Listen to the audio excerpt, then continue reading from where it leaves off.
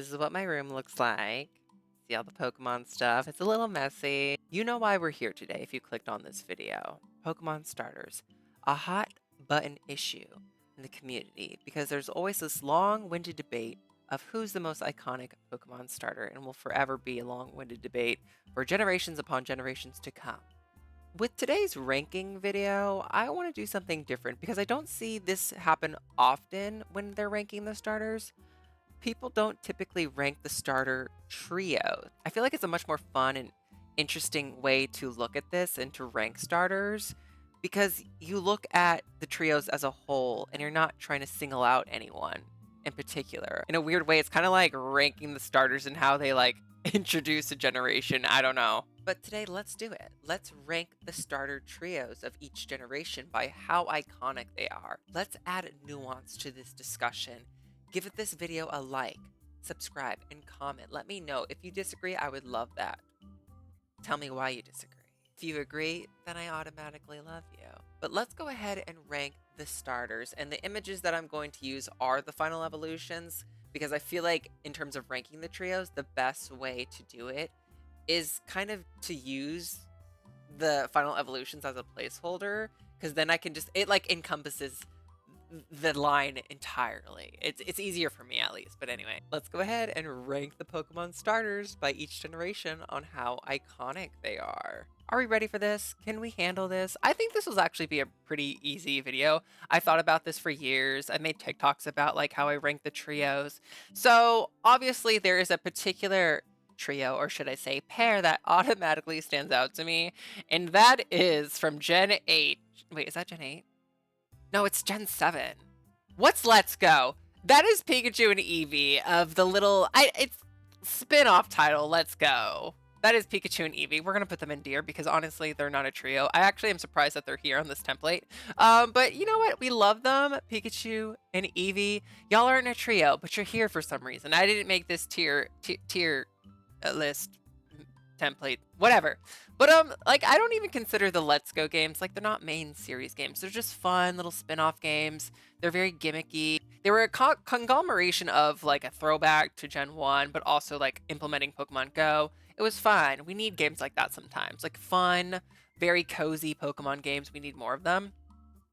But obviously they're going in D. Like no shade to Let's Go, but they're going in D. They're not a trio. But we love them. That was such a fun game. You got to dress them up. They didn't evolve. Just like Pokemon Yellow's Pikachu, unless you traded it to Gen 2, then evolve it. Or no, you could trade it to Gen 1 and then evolve it to Raichu, then trade it back. Right? Whatever. Doesn't matter. We're moving on. Is there anything else to really say about them? Like, they're iconic Pokemon themselves. I think Pikachu's obviously more iconic than Eevee, but this isn't a trio. Could you imagine? What if Let's Go? What if there was like a third Let's Go game? What if like there was? Like it would have been Psyduck because correct me if I'm wrong. I think Psyduck was originally planned to be one of the mascots for the Let's Go games, but that was changed, and I think Eevee took Psyduck's place. Anyway, moving on to an actual trio, our first official trio we're ranking in D. That is going to be the Hisuian starters of Gen 8. Typhlosion, Decidueye, and Samurott. Okay, no shade, but I just don't think they're on the level as these guys. It's a shame though, because like I feel like not even a whole lot of people... A lot of people played Legends Arceus, but I don't think everyone played Legends Arceus or gave it a chance. I appreciate this being like the first time we get actual starters getting regional forms. But I wish they were a little bit more creative, I guess. I think what's a little disappointing about these three is that like two of these starters, final evolutions, they're dual typed or from other starter dual types that we already have. Like for example, Samurott is dark water dark, and we have Greninja who's water dark. Decidueye, grass fighting. We have Chestnut who's grass fighting. Hisuian Typhlosion was the only one that got a like new unique typing, Fire Ghost, and I am a little biased because I did pick Cyndaquil in this game. And I just think its design's a lot better. But I actually really like Decidueye's design. I love that it has an autumn color scheme. I do think that regular Decidueye is way more iconic. And then like, I'm not the biggest fan of Hisuian Samurott, honestly. little lackluster. But I truly thank this trio for giving us such an iconic game like Legends Arceus. They're not bad by any means, but there's way more iconic starter trios than them. Wouldn't it have been kind of cool to have actually like their pre-evolution, Cyndaquil, like Rowlet, etc. Wouldn't it have been cool if they got actual like full-on regional forms, like the entire line got a regional form, not just their final evolution? That would have been iconic. That would have been iconic, but like, that's me asking for too much. Okay, so we're moving on to C. Keep in mind, there's no bad trio. All of these trios have their pros and cons, let's be real. But we're trying to find out who's the most iconic. I think I can easily do this. The Gen 8 starters. The Gen 8 starters, for sure, are in C. And it's not even because they're solely monotype, like they don't get dual types. If anything, I actually like want to push for more Pokemon being monotype. I think people are too stuck on this idea of Pokemon having to be dual type. I actually like it when they're all monotype because they're all on the same level in a sense. Because sometimes in generations that I really don't like, some get dual types and some don't, and that really like annoys the crap out of me because it doesn't feel equal. I think these designs are good. I just think that they're a prime example of starter evolution starting to become more humanoid, and I just miss more of like the beastie, like more animal designs. They're not bad. I picked Scorbunny this gen, but looking back, I might would have picked Sobble. I slept on you, sir. I have slept so hard on Inteleon. I think Inteleon's so cool. If I did another playthrough of Gen 8, I definitely would pick Sobble. Rillaboom's been killing it in VGC. Cinderace was a beast so bad they had to nerf its hidden ability. But yeah, they're just like... They are not the first starter trio that I think of when I think of starter trios. That's all I really have to say about them. Let's move on. Another in C. Okay, this is gonna be controversial. I know. People are gonna come for me. I'm gonna come for myself, for crying out loud. That is the Gen 5 starters. They're going in C. Disclaimer, I love Gen 5. Gen 5 is one of my favorite gens ever. Do not come for me, but we have much to discuss, okay? Serperior was my starter. Snivy, I will always love you. You are always my first choice in Gen 5. But this is what I said earlier. This is an example of when not all starters are created equal, because Emboar was the only one that got a dual typing. Mind you, for the third time, this was the third time we got a fire fighting in a row. You should have just not given him a dual type because you didn't get Samurott or Serperior a dual type, and they were robbed. It's rude. So already this whole trio is completely uneven. What's saving them is that they are from Gen 5, and they are very beastly and not humanoid. And they're great designs. They are great designs. I just hate the fact that only Emboar got a dual typing. That still bothers me. That really still bothers me. They're also just like, I think they're really fun Pokemon trio to use. Do I have anything else to say? No. But I just got an idea for a video of giving the starters that didn't get dual types.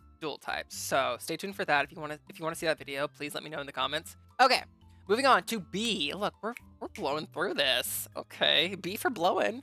Who are we putting in B? Oh wait. Ooh, this kind of getting a little bit tougher. I thought about this, and this is where it gets a little murky for me. Oh, I'm like, I know which ones I want to put in B. I just don't know which one first. Okay, I can do this. It's gonna be the Kalos starters from Gen 6, Chestnut, Greninja, what is your name? Delphox. Why am I thinking? Oh my gosh, girls, I don't know what's wrong with me today. It's gonna be those three from Kalos. You know why? As much as I really have a soft spot for the Kalos starters, I had Froakie, so I had Greninja. This trio is not created equal right off the bat. Yes, they all got dual types, all unique dual typings that we didn't get yet, so shout out to them. That's why they get bonus points. But Greninja was the star of this trio.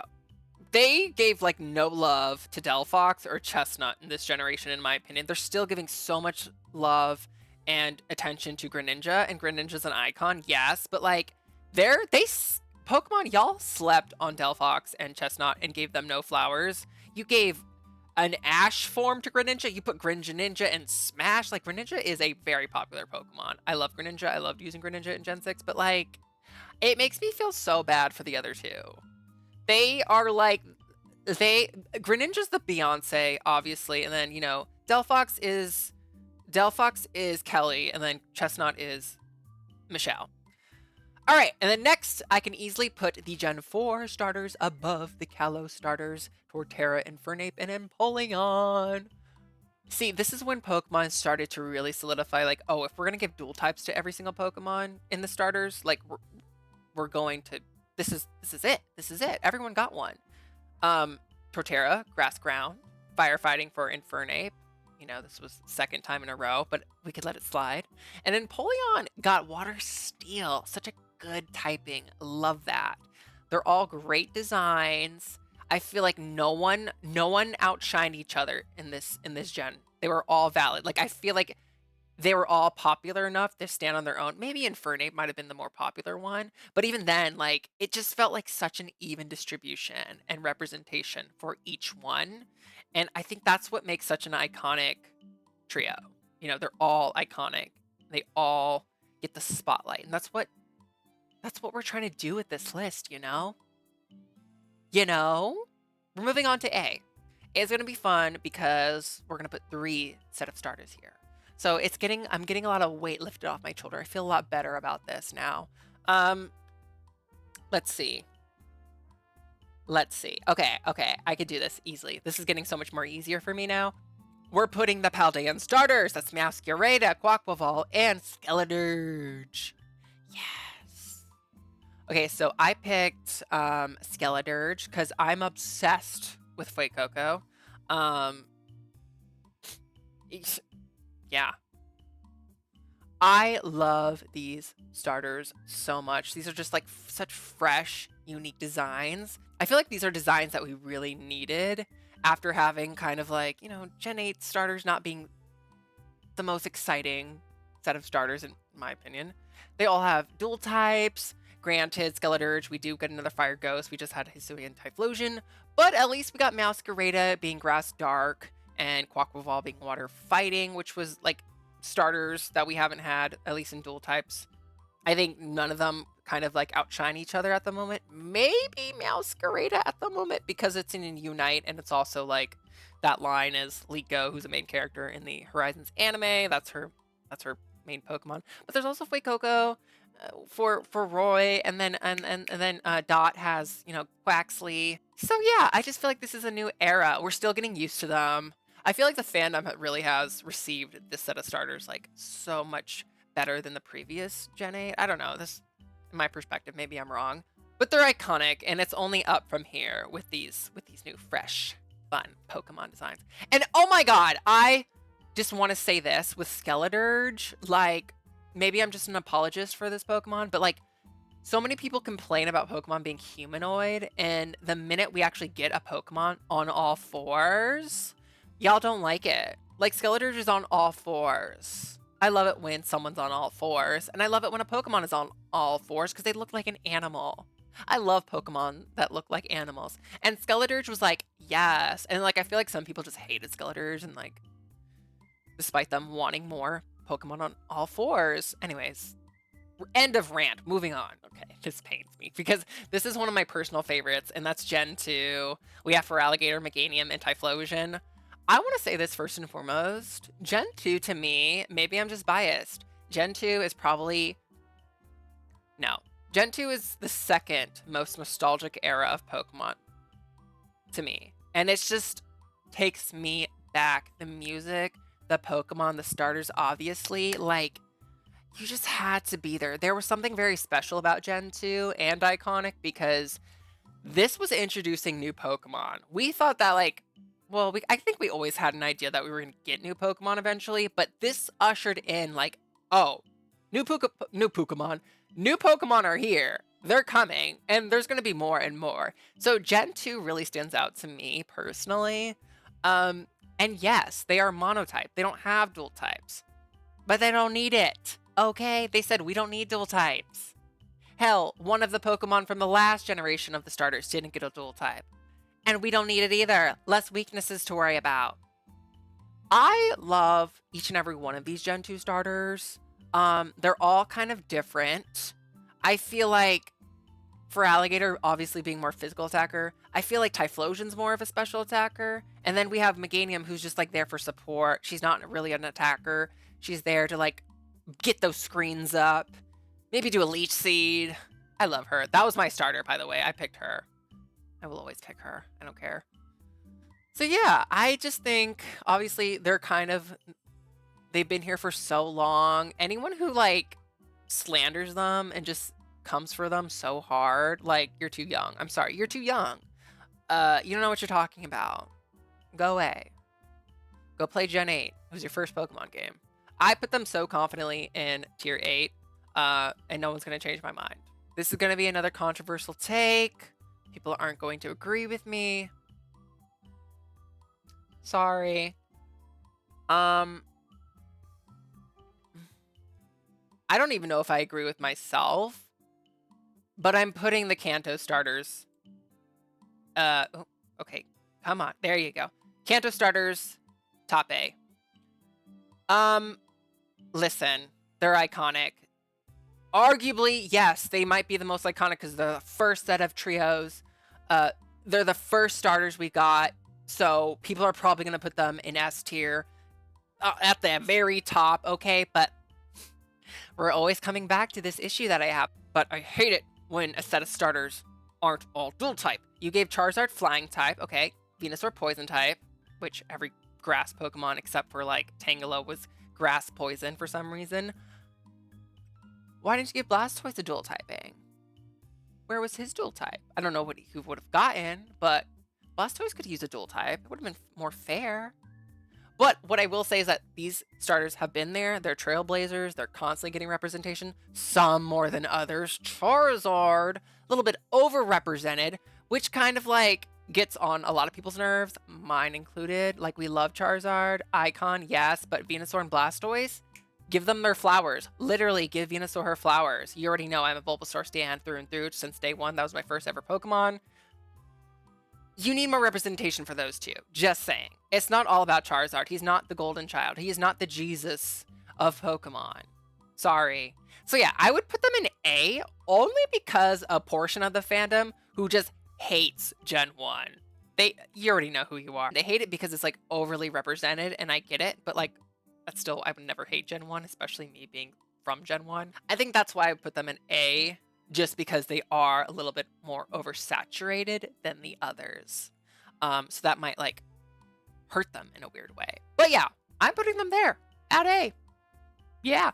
Okay, but they do get megas. They do have megas. They do have megas. But again, I don't think that overrides the oversaturation of those three.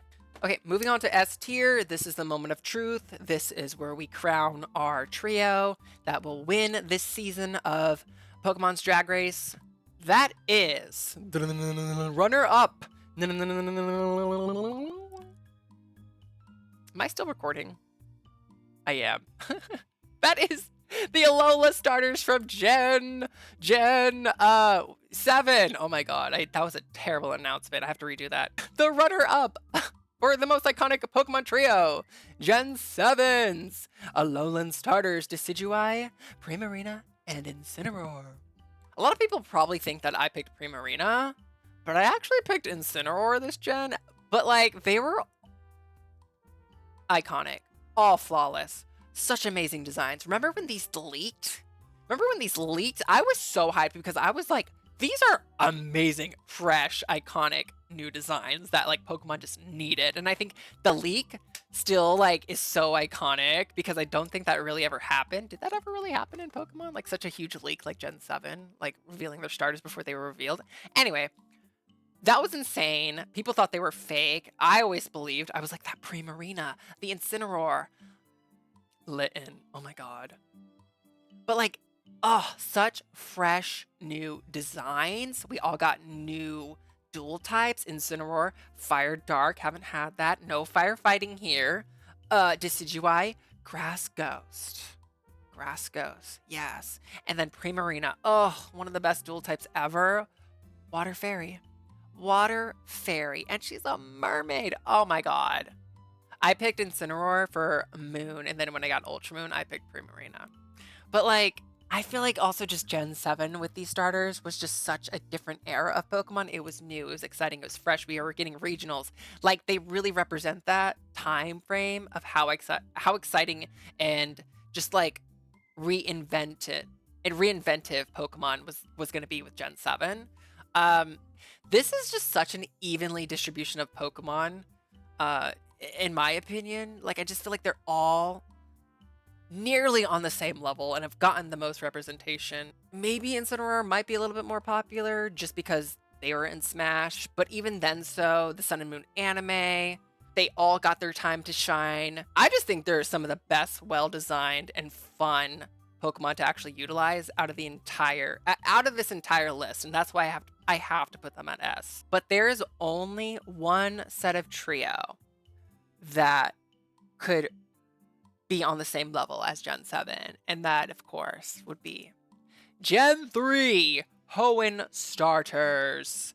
Dun dun dun! That is Sceptile, Blaziken, and Swampert. And I already know what you're thinking from my last criticism, but what about Sceptile? Sceptile doesn't have a dual type. You're so right, that really still bothers me, but let me tell you, something is just so iconic about this trio of starters. First of all, they all got megas, mind you. Jumping ahead a little bit, they all got megas, so Sceptile did eventually get a dual type. I mentioned earlier Gen 2 was one of the most nostalgic eras of Pokemon for me, but the most nostalgic era is Gen 3 for me, because when I tell you that I didn't know who the heck I was picking when these starters were revealed, announced, I was lost. I didn't know what to do because they were all so cute. They all were so different. And I feel like as a whole too, they all got accurate representation. Like I think of when you think of Gen 3, you kind of don't know which starter to think of. You kind of think of them all collectively. I also just loved in the anime personally. Like this was kind of like the first anime season to do it. Like Ash didn't get all of these starters. Like May got Torchic, Ash got Trico, and then Brock got Mudkip, if I'm not mistaken, if I remember correctly. And I just love that. I think they did that in other generations too with the anime. But like this one started it all, and I feel like that really helped the Pokemon like be more evenly distributed with the representation. And like no one stands out. Maybe Blaziken. Blaziken might stand out a little bit more than the other two. But even then, that's pushing it, okay? I mean, Blaziken did get the Mega before the other two, before Oraz was announced. But, like, when the other two did get the Megas, like, then it was even playing field, okay? Like, the two sisters of Blaziken were like, oh, honey, you thought you were the only one getting a Mega? Girl, sit down. These designs are just so good. It's a good mix of, like, humanoid, but also, like, animalistic. Like, I feel like these are such good successors of Gens 1 and 2 when it comes to starters. Like, to me, these designs are peak. These are peak designs. These are peak starter designs. They're not overly designed. They don't have too much detail, but enough detail. All fun and valid Pokemon to utilize throughout your playthrough. You're going to experience something completely different.